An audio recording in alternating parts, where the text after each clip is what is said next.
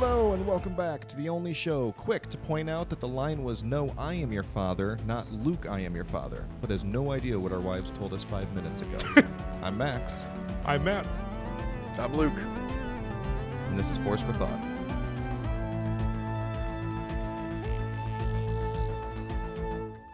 All right, hello and welcome back to our Mandalorian rewatch. Today we are on Mandalorian Season 2, Episode 6, Chapter 14, The Tragedy.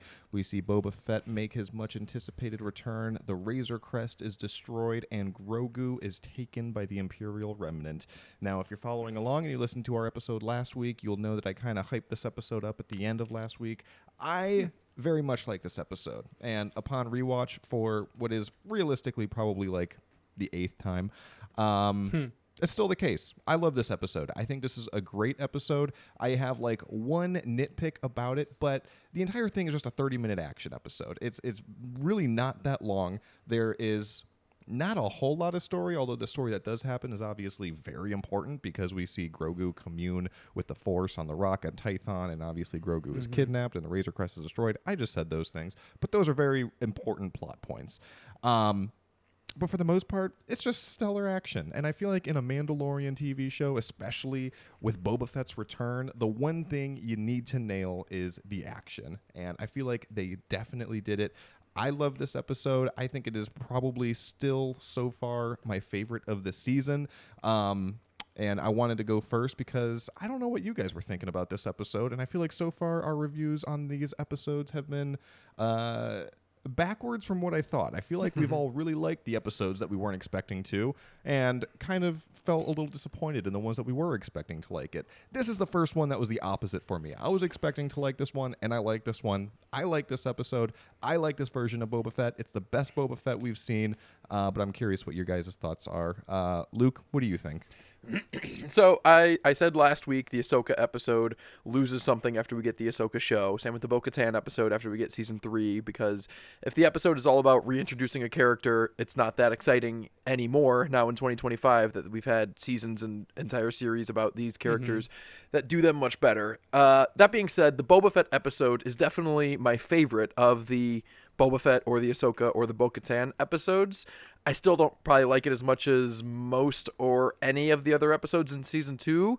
But that's not to say I didn't like it. It's like you said, it's one good action sequence. The plot is surprisingly heavy for a random action episode of The Mandalorian, but not very elaborate or lengthy. Like the thing that happens is incredibly important, but it's not a very plot heavy episode. I mean, Boba Fett was great. It kind of makes it sting all over again how his show wasn't as good as this episode set it up to be. Again, I put most of the fault on Fennec Shand. I thought Fennec Shand was really interesting in this episode.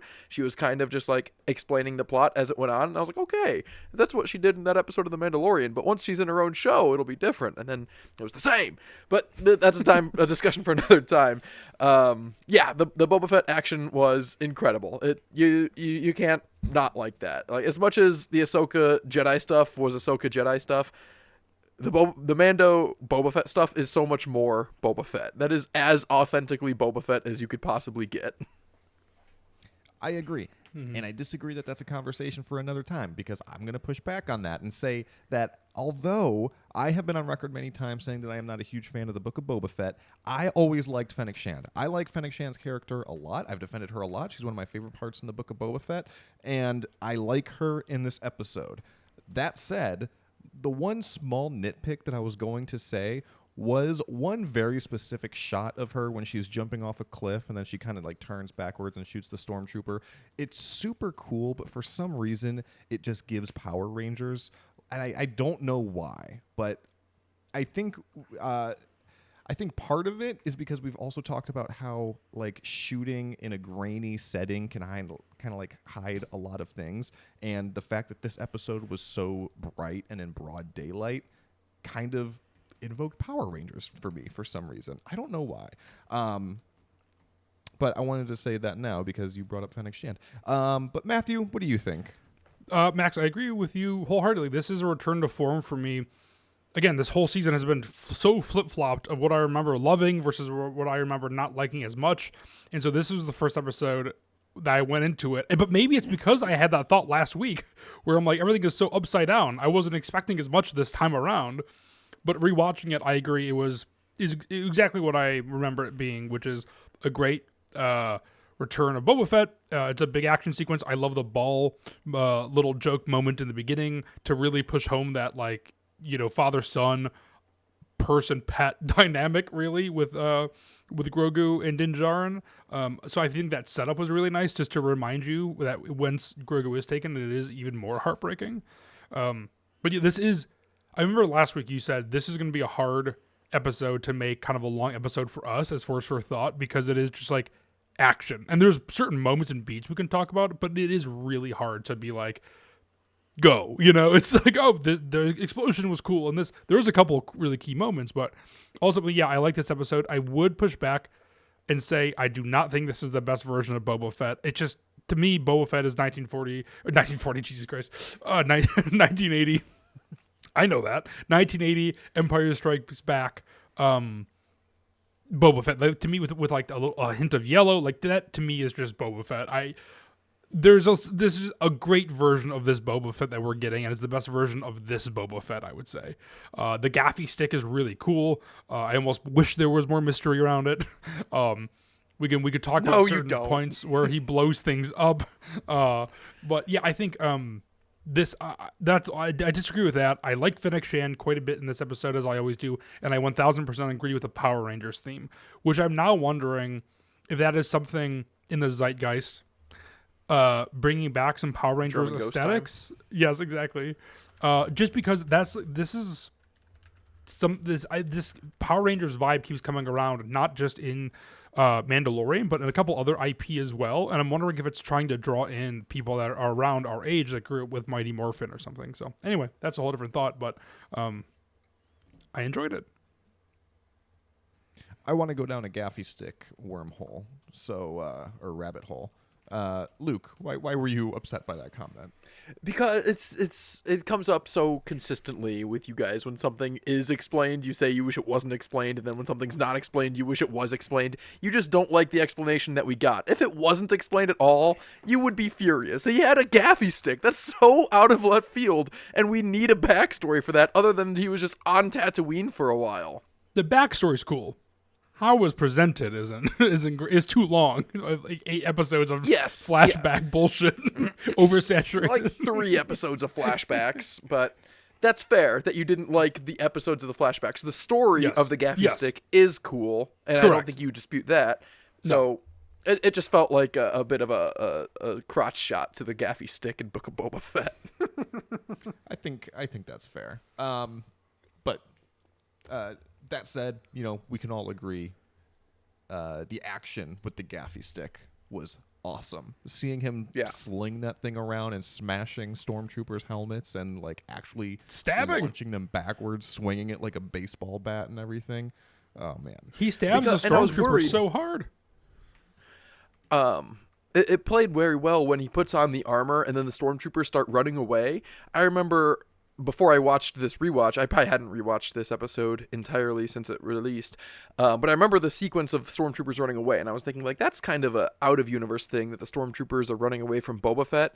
Like, no, the stormtroopers just got stabbed and crushed by a guy with a stick, and now he leveled up in front of them, and so they're running away. That is extremely appropriate, not knowing who Boba Fett is. This guy now has a gun and rocket. You run. Also, everyone's allegiances at this time is probably shattered because right now they're just loyal to Moff Gideon, but surely they know that there's other Imperial remnants out there that are also trying to, you know, reclaim the Emperor's throne, so to speak. So I don't know. That doesn't bother me. Like I feel like the caliber of Stormtrooper post Return of the Jedi is just going to be fundamentally different. You know, it's like I thought it was a good funny beat. And that part didn't bother me.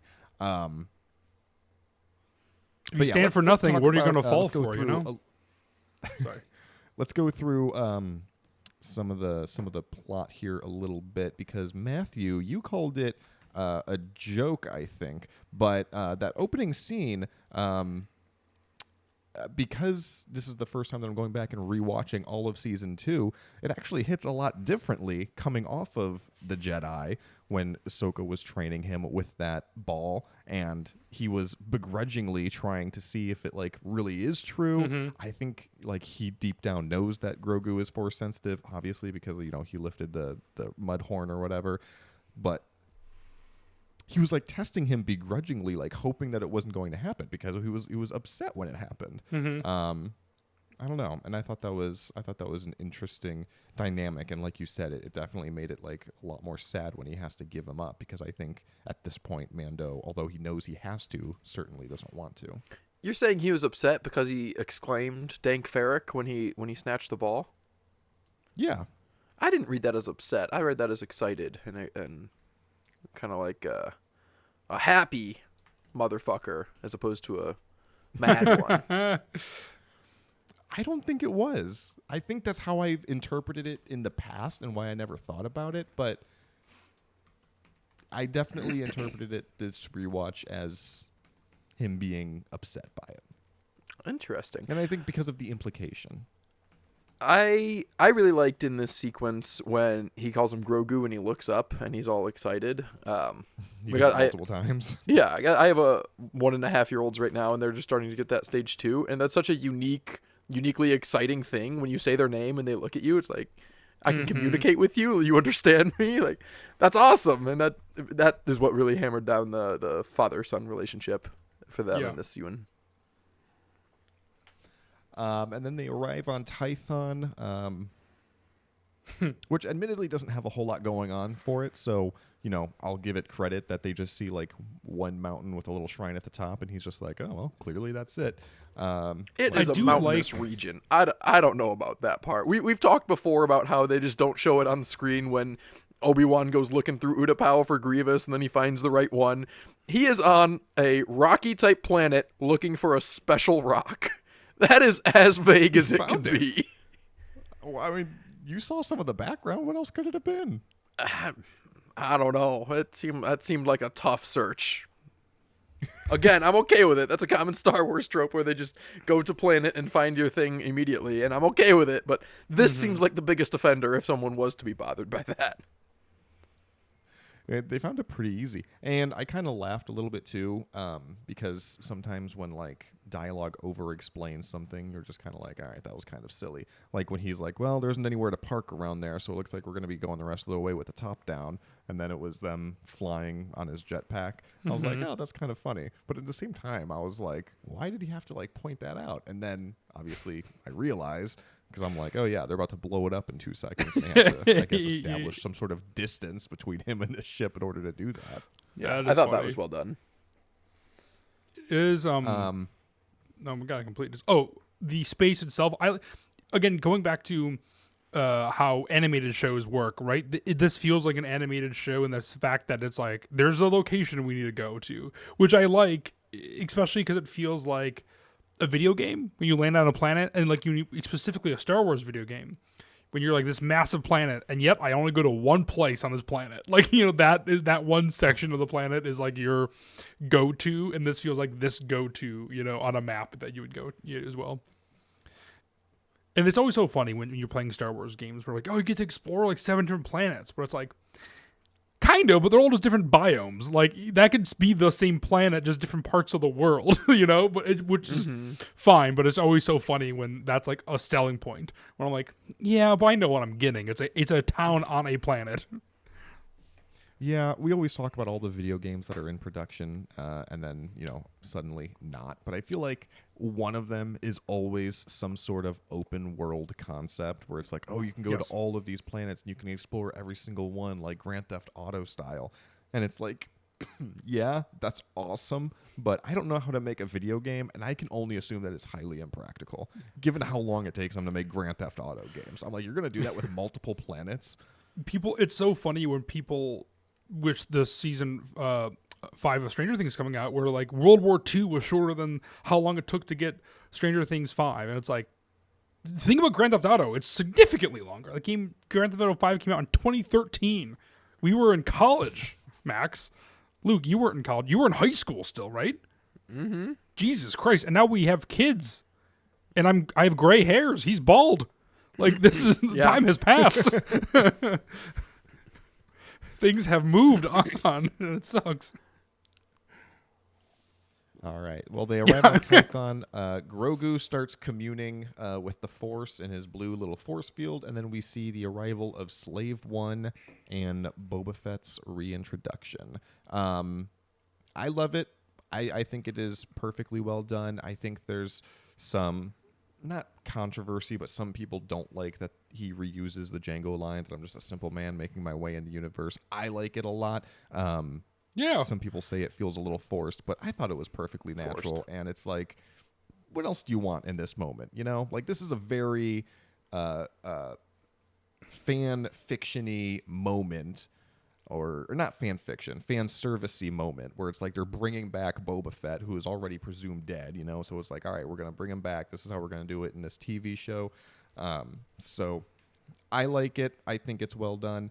They do a good job of explaining, you know, why he's been following him, the fact that he's after his armor, but it was his father's armor before him, and some of that backstory. I think it was all very well done. I agree. It's also like father like son, right? Like, he hasn't said the line as Boba Fett. We get that from Django. We get that from the same actor, but it makes, I think, total sense that that is the vibe, I think, of the Fetts before we see him you know, with the Kaminoans, Jango Fett. So I feel like that makes sense. He probably was just wandering around and found a good steady gig, you know? In this gig economy, a bounty hunter's got to do what he's got to do.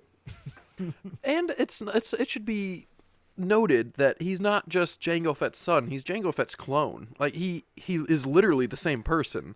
I know that nature and nurture, he was raised by Jango Fett and then his experiences shaped him, but there's something to be said for that dynamic as well. Yeah, no, he is literally the clone of Jango Fett. I know that. I referred to him as his son or father because that's what Boba Fett uses. I'm just being respectful of his lived experience, where he refers to Jango as his father. But also, practically, that makes sense. Could you imagine having to explain to everyone, like, oh, it was my father's armor? Well, technically, I'm his clone. I don't have a mom, but... That's a lot. That'd be a lot to explain. The thing that I didn't like, which... I thought that it was going to happen, like I already said, when Boba Fett gets his armor, and it's like an out-of-universe reaction, and it's different than what the in-universe reaction should be. And that didn't happen when he got his armor, but that did happen when Slave One appeared, because out-of-universe, with the audience watching it, Slave One appears. Oh shit, we know that ship, and this is something.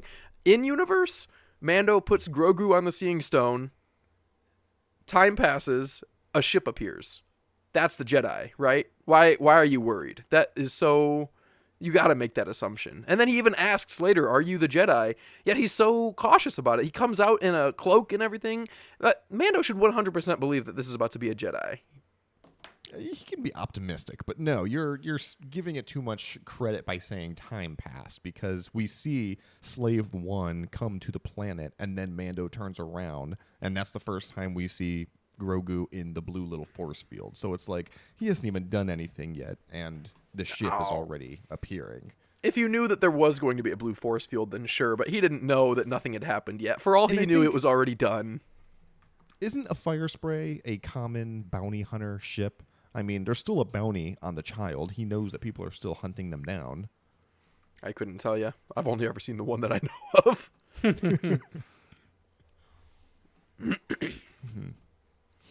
It wasn't a big problem, but I didn't like that beat. I disagree. Then the Empire arrives, and we get some sick action. I really don't know what else to say. Oh, no, I did have one thing before that, actually. When they were encountering each other right before the Empire arrives, Fennec Shand is there. You know, she explains that she has her rifle trained on Grogu or whatever. And then Mando tells Boba to have her put down the blaster, and Boba says, "You put down your jetpack."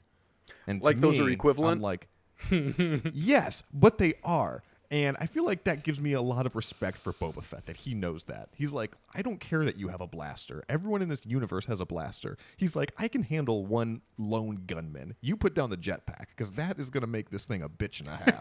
And it's like, if I were in that situation, I think I'd agree. I'd be like, listen, if I'm going to fight somebody with a blaster or a jetpack, I'd rather them have the blaster, if anything. But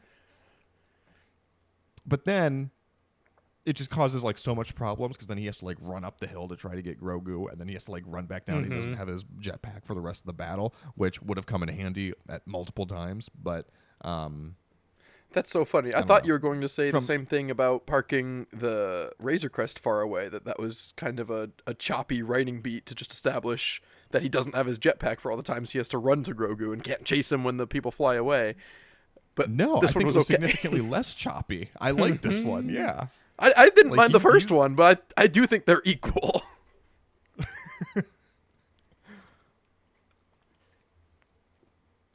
Because I feel like the line of telling him to put down the jetpack gives more insight into Boba Fett's experience than Mandalorian just saying, we're going to have to park far away.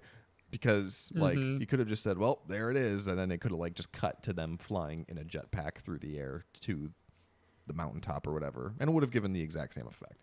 I don't know. I feel like the jetpack line gives more effect elsewhere.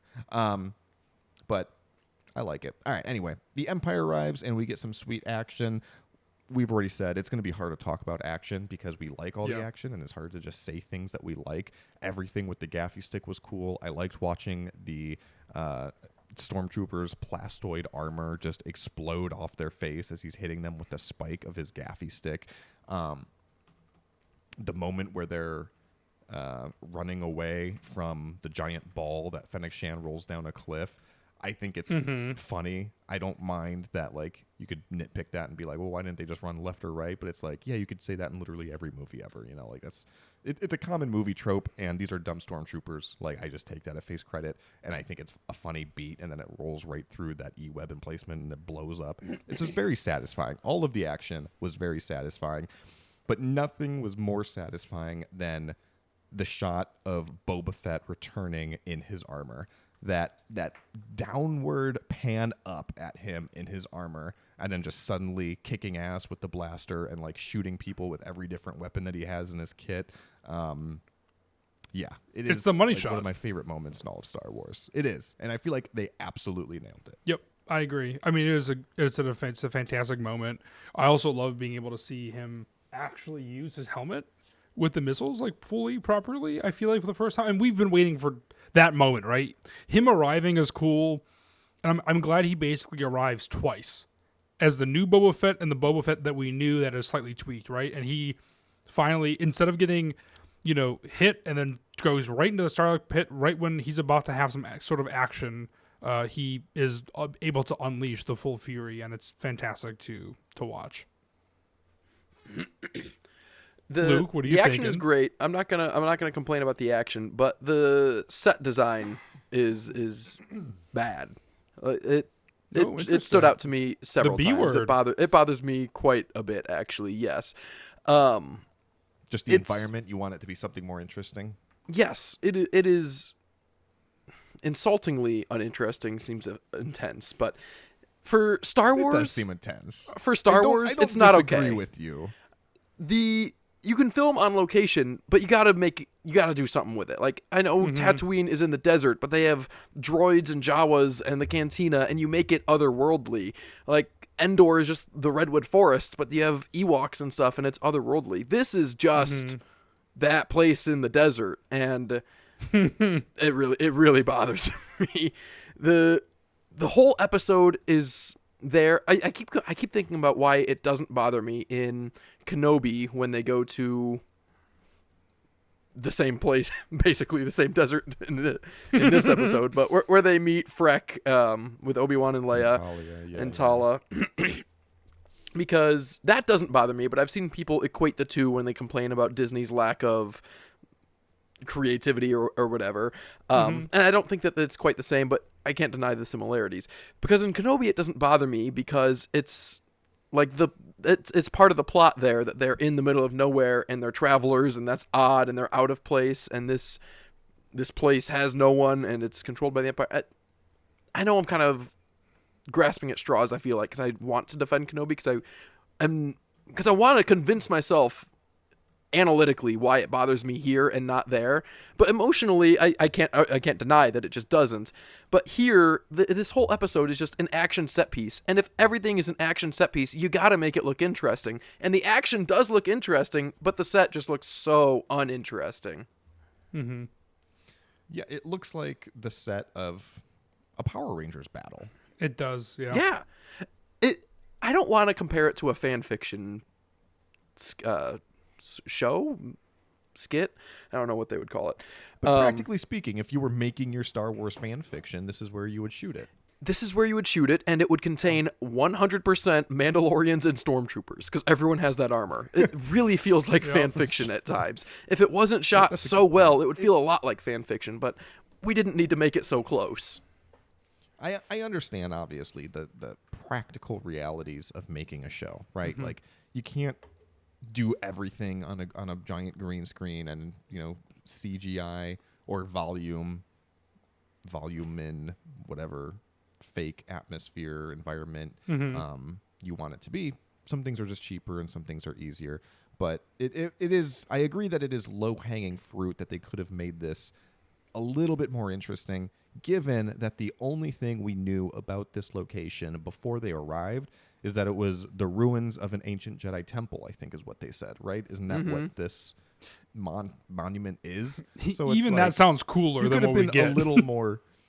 Exactly, but you could have gone with that. You could have run with that and been like, oh, okay, let's do this like at the gates of an abandoned ancient Jedi temple. Like, what does that look like? And lean more into that than just like, oh, these are just some ancient ruins. Let's just make it like Stonehenge, but slanted in a little bit. They could have, but they like tied a hand behind their back because the Seeing Stone set, that the little half orb thing that he puts Grogu on, and those stones, those 6-8 stones around it, that was all the volume, because that's where all the digital effects are. That's where the Dark Troopers enter and leave. That's where Grogu is. That's where the blue force field is. And so if you just have like Grogu or the Dark Troopers interact on location in some way, and they never did, but that would do a good job of making it feel otherworldly. Like, it also felt very disjointed, the Seeing Stone location and the fight scene locations. And if you're going to have them disjointed, then have the Seeing Stone location be super cool, but it's like they had to make it super lame because they filmed it in a super lame spot, and so you just lost it on both ends.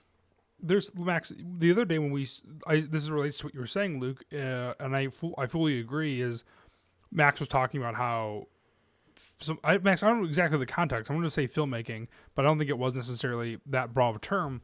It's less interesting because there's less problems to solve. Is it we were saying? Do you know exactly what you were mentioning? George Lucas. Yes, but this would be the opposite. We are losing creativity by not having any sort of boundaries. It's the whole CGI versus practical effects, and the reason that practical effects are so interesting is because they are workarounds to physical limitations that creators have. Creators don't have any sort of limitations anymore because literally everything and anything can be CGI, and because there's no limitations, you don't have to be creative to work around them. And that's why, even though special effects are like objectively better today than they were 30 years ago, they're just less interesting. And this is the opposite of that. This is, to Luke's point, that they should have gone above and beyond to say, like, we don't have that much money, we have to film at this location, how can we at least make it interesting? But they didn't have that creativity. They just said, we're not going to do anything, this is just what it looks like. It's just a rocky hill. Yes, and I think it's weird because I almost equate it to the other side of the same coin, where it almost feels like, well, we can do anything we want, so let's take this moment to not do anything. And to me, that feels like a mistake, where I think Star Wars specifically, if anything, of any sort of IP we're talking about, is best when it is having to work around other things, right? Like when you were looking at the original trilogy, they're combating every single sort of technology, making building cameras for this movie specifically. When you're looking at the prequel trilogy, they're leading the way in like CG for the time, right? And so I feel like for the shows, I think that is maybe a corner of what it's kind of missing, is that like it's leading the way in visual effects, but then it's also, when they're not using it, it becomes so apparent. It's odd. So I don't know why that is, whether it's budget or maybe laziness. I don't know.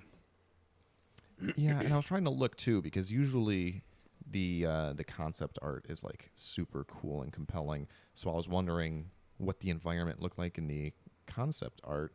But I mean, it was pretty much this. I mean, from the concept art, they nailed it. But yeah, maybe starting at step one with the concept art, put them in a more interesting environment. I don't know. Step one, yeah. I mean, I also understand this was made by a committee. Like I can't say like this is Robert Rodriguez's fault. Like he's the director. Like he probably has no input over this part. But yeah. Whatever.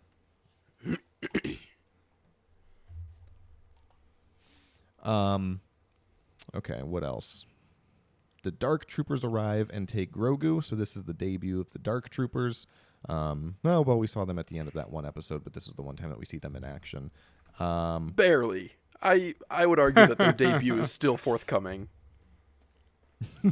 That goes back to what I was complaining about. Like, you could have had the Dark Troopers do really cool stuff in this episode, but you wanted to do everything practical and in camera, which has its benefits, but then you don't get any droids. So they just drop down, scoop them up, and fly up. They can't do everything in one episode. They were like, no, this is the return of Boba Fett. This episode has enough going for it. And they were right. I don't remember, and I was worried when you were talking about how our expectations and our reactions are inverted over what we thought was great and isn't, and what we thought was bad and it is. I remember episodes 7 and 8 being phenomenal, so I'm worried that they're only going to be really good, and I'll be severely disappointed. But I do remember. In my head, I'm like, there's no way. But I agree. was also There's no way, confident that though. I wasn't going to enjoy the Frog Lady episode. I know. Here we are. One of my favorite remember, episodes of the season. Maybe of the show. I do remember I don't know. The Dark Troopers are, in my memory, properly presented as menacing, and that makes it all the more satisfying when Luke Skywalker shows up. But this would have been a good opportunity to start establishing that. But I'm fairly certain that they do establish it anyway. Yeah, watching Mandalorian get his ass kicked by the Dark Troopers would have been really cool. But we basically saw that anyway with the Stormtroopers. This goes back to Matt's point about Mandalorian being a shitty fighter. This episode did a great job of showing why Boba Fett is a revered bounty hunter. He is a good fighter. But as soon as towards the end when Mando and Fennec Shan go back to back, I mean, it is like comical how many shots are just bouncing right off his body everywhere he has Beskar. Yep. Again, like the most common trope in all of Mandalorian, but comparing that with the fighting style of Boba Fett, it's like, oh yeah, no, Boba Fett is a good fighter. I don't think he got shot once, as well as a gaffy stick. Yes. Isn't it I don't funny? think he ever got hit. You know how, like, in movies, right, or TV shows, obviously the whole goal and the whole point is you're following the best. You're following the character because they're the best at something. You're following the character because they are the most important of something. And realistically, the only thing that Mando is important about is finding Grogu. That's kind of his purpose. And it's funny because it's like, yeah, it's like, what if he is just a shitty bounty hunter? Like, we see him do cool stuff, but like, what if he actually is just average at best? Sometimes At I feel that way. Beskar. I thought they established that pretty well in the first episode or two when he kept collecting all the pucks from Grief Karga and asking for more, and Grief Karga was like, "No, relax," and Mando was like, "No, I can take it." But yeah, if you strip back the myth and look at their deeds, the legacy of the Mandalorian is mediocrity, I'd say. What a good! I'm sure Din Djarin would love to hear it, as he could kill all of us instantly. I'm not saying I'd be a better bounty hunter. I just think I can find a couple. I just think I could find a couple. The Mithril, I could take that guy.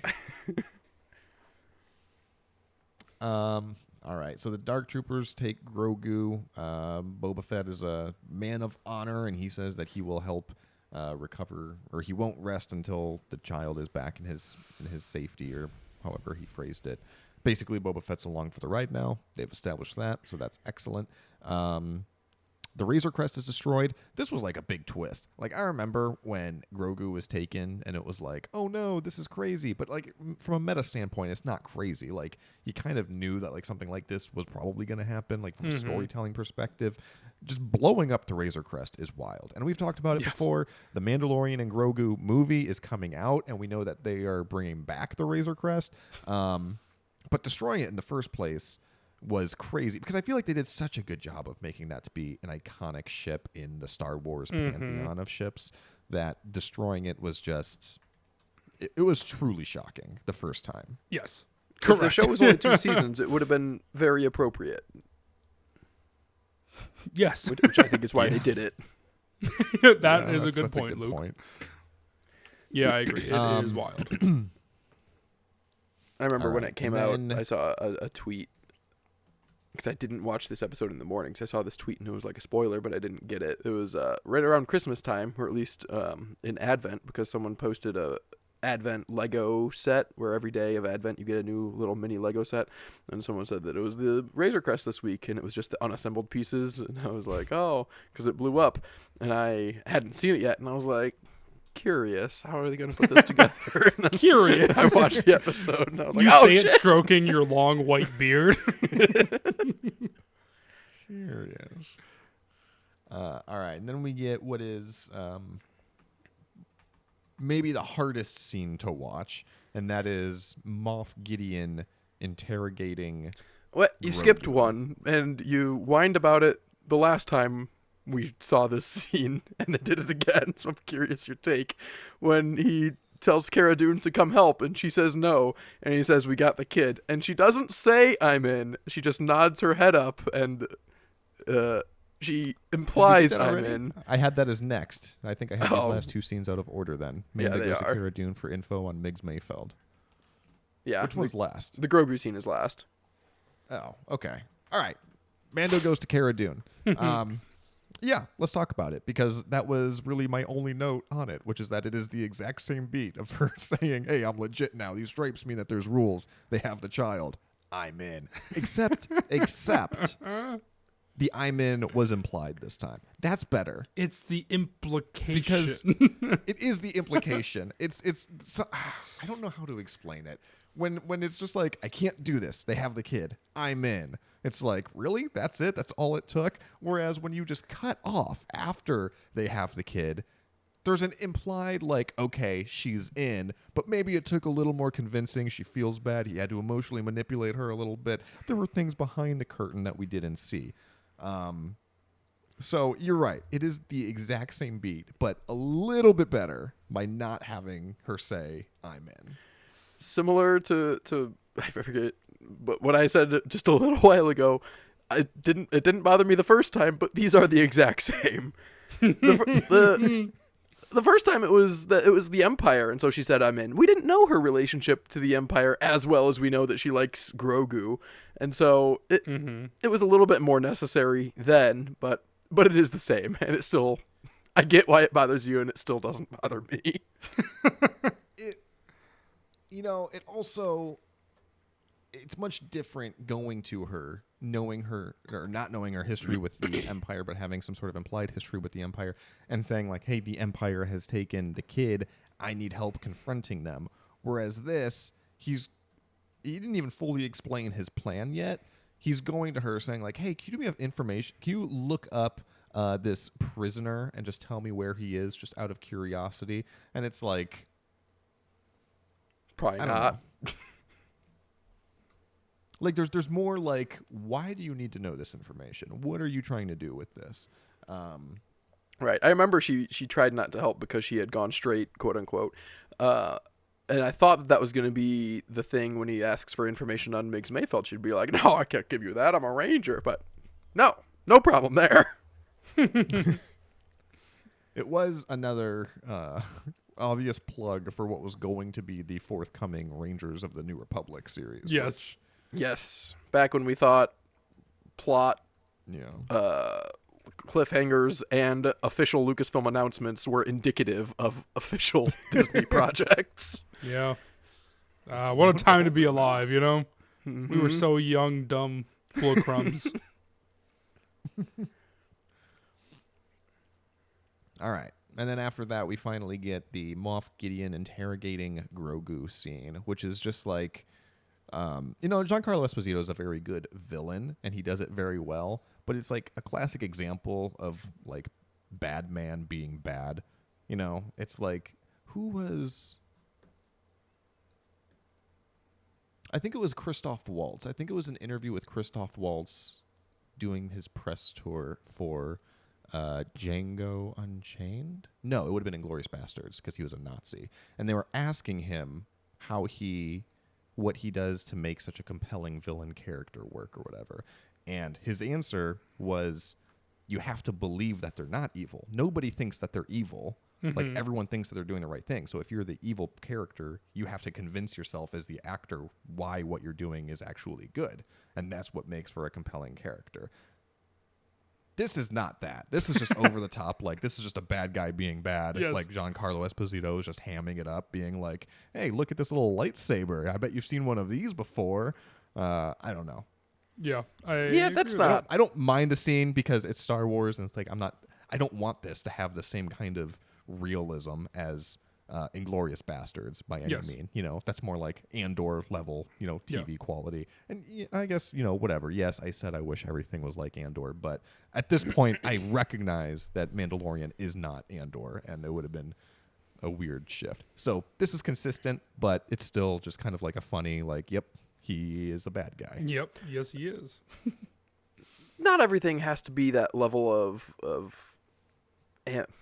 ambiguous isn't the right word, but like Palpatine doesn't think he's the good guy. He is evil, and just for evil's sake. Some stories lend themselves to that. I think he thinks he's doing good, though, right? Like in his mind, like when No. you're a Nazi, No, he does not. right? They're like, we are doing a good thing because we are ridding the world of a certain group of people, right? So in their minds. Right? That's crazy. But I feel like Palpatine's kind of the same thing, right? Is he not? No, I do not think so. I don't think he thinks he is helping anyone or making anything better. I think he thinks he is accumulating power for himself and fuck everyone else. To be clear, I don't think that is the formula for every single, good or compelling villain ever. I'm just saying that was Christoph Waltz's opinion on what can make a compelling villain, and I think that is true, and that is a good way of doing it. Like, yes, yeah, I agree. I agree with you. I think Vader is also, I guess Vader too, to an extent. Well, no, because we got way too much backstory on Vader. That kind of, I don't know. Palpatine, though. Oh, that could be an entire episode in and of itself. Oh, it should be, though. Thought that he was a bad guy. Every character, like Christoph Waltz is not wrong. That's a very compelling way to make a villain. And almost every villain that I can think of, like I had a hard time. I would like to give another example of another villain that doesn't see himself as a good guy. Hannibal Lecter is the only one I can really think of, or maybe Sauron, but he barely has any lines or anything. But some people are just evil, and it can still be a compelling story. Most of the time, they see themselves as a hero, and that lends for more interesting narratives, but it's not the only way. Yeah. Well said, Luke. Thanks. Yeah. You trying to think of other examples too now? Yeah, of course. I am, but I'm also trying to think of a way out of this because that was also the last scene. So Mandalorian. that was Scream it. Mandalorian. Like I said, it wasn't. I wanted to talk. I forgot this scene. I remembered Moff Gideon talking about how it makes you oh so sleepy, because that is kind of a funny line. But I did not remember that Grogu is force choking these stormtroopers and throwing them into each other and the walls. That got me to the edge of my seat. I was like, oh shit. Is Grogu evil? Why is he doing this? That was a big He has too much theory, and attachments. We all know. Yeah, Mando was One leading thing him leads to down another. the dark side to an extent, and they don't really address that as much in season 3. Maybe that's what the movie's about. Grogu going Sith. I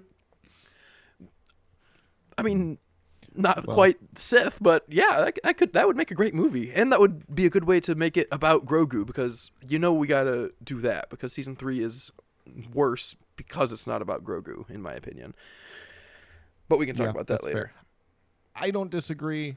I don't want to get my hopes too high on a deep emotional story about these characters. I think the movie's going to be a fun romp. I'm not going to rehash everything I said. I want to get my hopes high.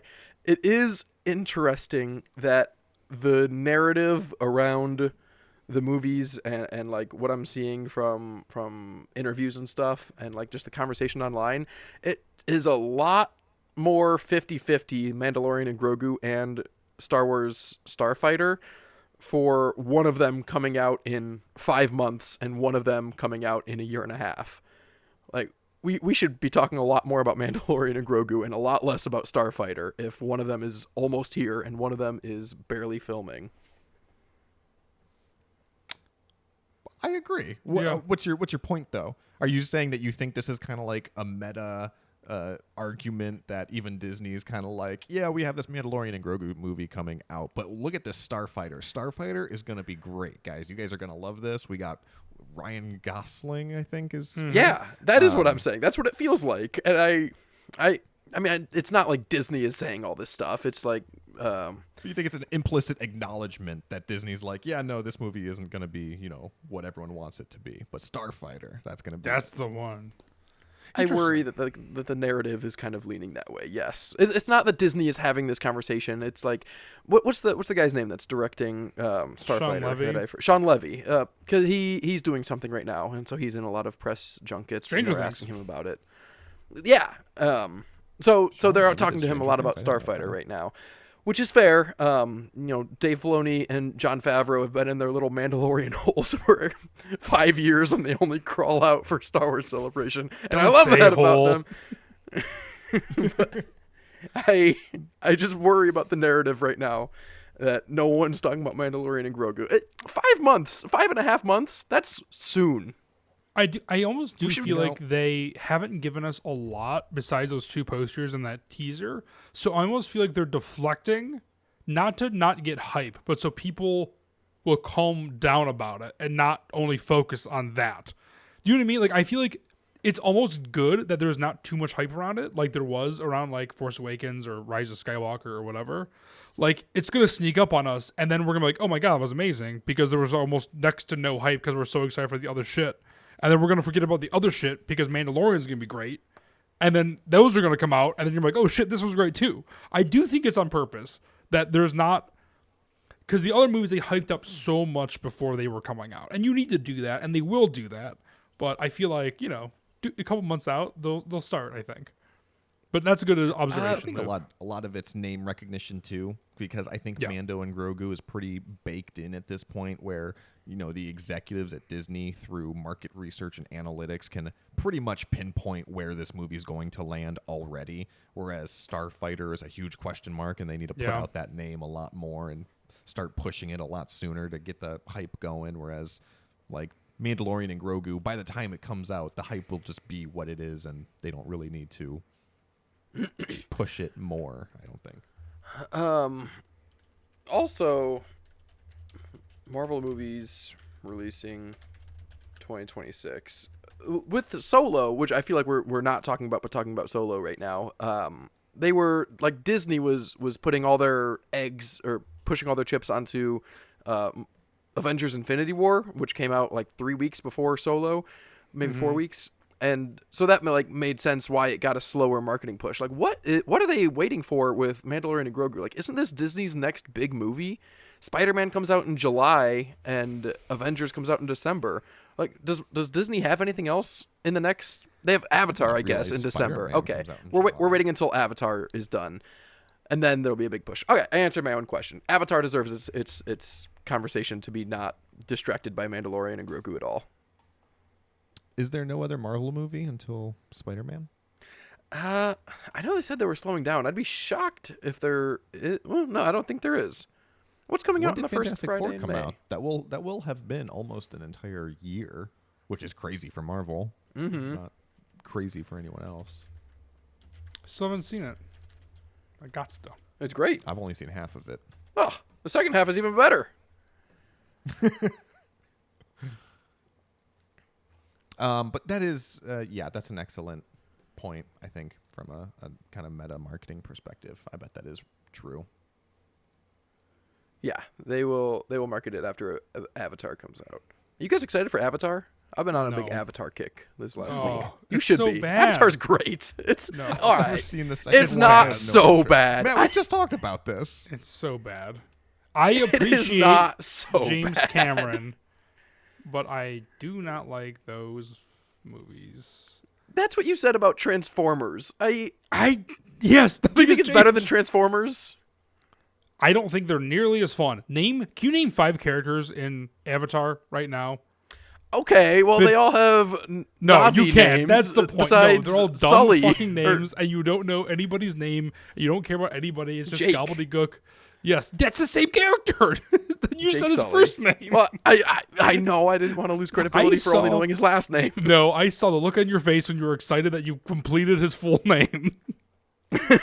Is the second Avatar more fun and pulpy? Because my feeling about the first Avatar is that it took itself a little too seriously at times. The second one is, well, so I'm rewatching them right now. I'm like a quarter of the way through the first one because they're long as shit. But I loved the second one when I saw it in theaters. I remember liking the first one well enough when I saw it in theaters, but not loving it. But I was also 12. I mean, it was 2009. The Way of Water blew me away. It knocked my socks off. I gave that a very high rating when I saw it. I really liked The Way of Water. That's interesting. But Transformers is more fun. You can't compare those two though. They're more fun. Yeah, but I'm not comparing them on a basis of fun. Matt just said that it's so bad, and that I think is But I unfair. give James Cameron. I like James Cameron a lot. I give him a lot of credit for being able to put all of his eggs in this basket and not using any sort of AI. I like James Cameron. I like what he's doing. I like that idea. I just do not enjoy this. I try to watch Way of Water, and I am very, very. I will sit through any movie. I love movies. I did not enjoy the 45 minutes I saw Way of Water and turned it off. I will go back to it at some point in my life, but I also won't enjoy the other 3.5 hours I have to endure with that movie. And that's fine. Life is only so long. If you didn't enjoy the first 45 minutes, don't keep watching it. I have Do that to. yourself. I have to. You don't. I'm a I'm a masochist. masochist. You don't have to. Even though I want you to watch those movies because they are. The second one I know is good, and the first one I think is better than people give it credit for. People say like, "Oh, it's so overrated," and it is because it was like it is the highest grossing movie of all time, and it was such a big deal, and it was actually just an okay movie with fantastic effects that was released in 3D well for the first time, and so it was so popular. And people are like, but it's actually not that good. And so that's been now bastardized into saying it's actually bad. It's actually terrible. It's actually the worst movie ever. And it's at worst okay, I think. But I think I'm bummed to hear that you say it's so bad. I respect the filmmaking process, and I'm glad that other people like it. It's not for me, but I'm glad And that you're in people the like biz it. too, which is interesting because when people talk to you about TV shows or movies, and they're like, "Oh, have you seen this?" and you're like, "Oh no, it's on my list to watch." Because you're in the industry, you're like one of the few people on earth who's actually sincere when you say that. Because like for 99.9% of us, anytime I talk to a coworker about what they're watching, and it's like, "Oh, you got to watch this show," and I'm like, "Okay, I'll add it to my list." Like, I'm not gonna watch that. You know how many TV shows I have to watch, quote unquote, have to watch that I'm never gonna watch. Yeah. There's a lot. Anyway, Avatar 2 is one of them.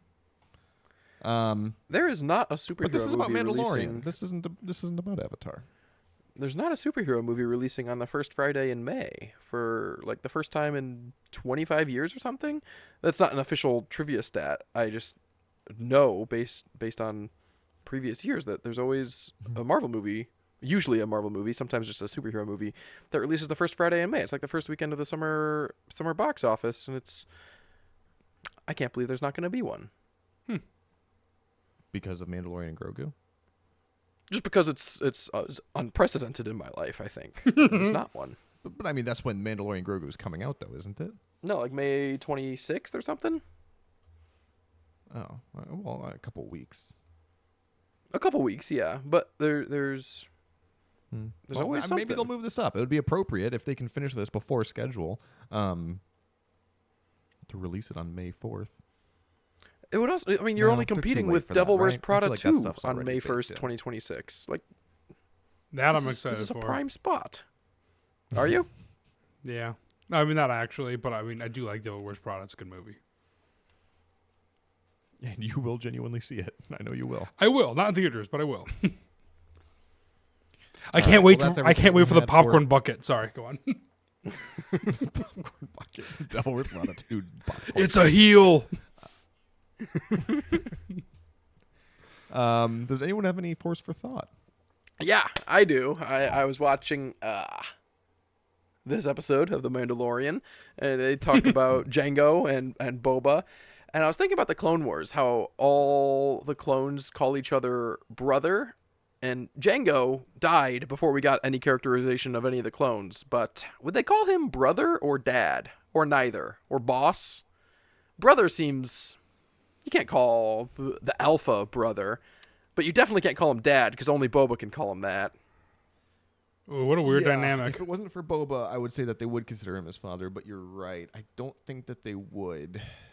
I feel like Django gives me the vibe that he wants to be the leader as well, but then he also wants to hang. So he's like the Michael Scott kind of character where he puts in authority, but then he doesn't, he doesn't want to walk the walk.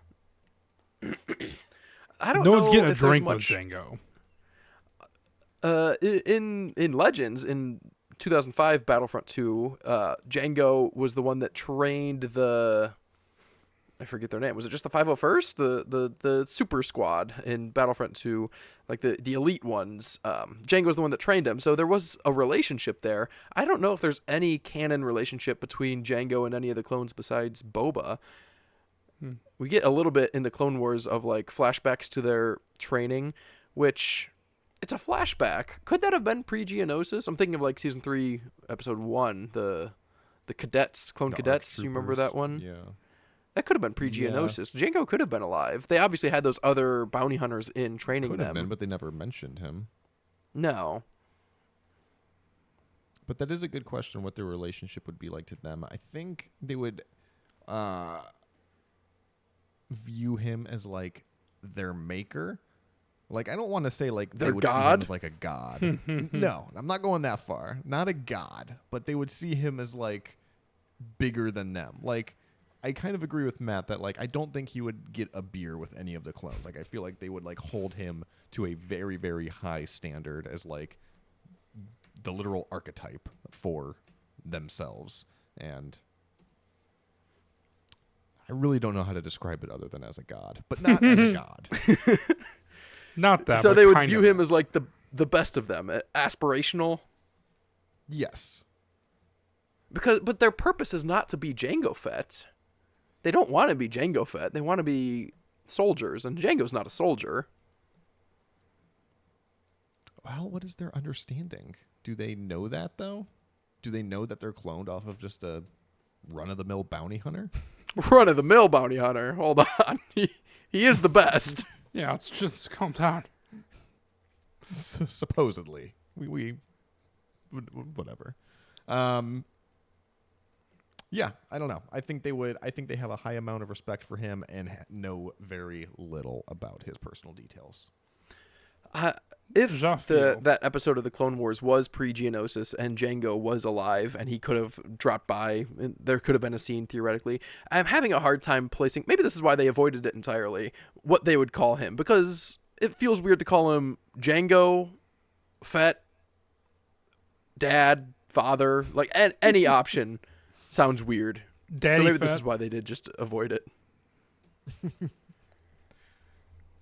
God. Well, if I ever see Dave Filoni, I'll ask him.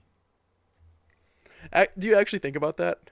I sometimes think about that if I ever, because it's not, I mean, Dave Filoni is a superstar now, so that is kind of outside the realm of possibility. But sometimes I do think about if I were to see, like, if I was going to get an autograph at a con from someone, what I would ask them, because you don't want to just be thinking of something in line like a jackass. You gotta prep this. I've done that so many times, and I've ended up saying basically nothing. Like, thanks for everything you do. I'm a big fan. All right, Thanks for everything see you ya. do.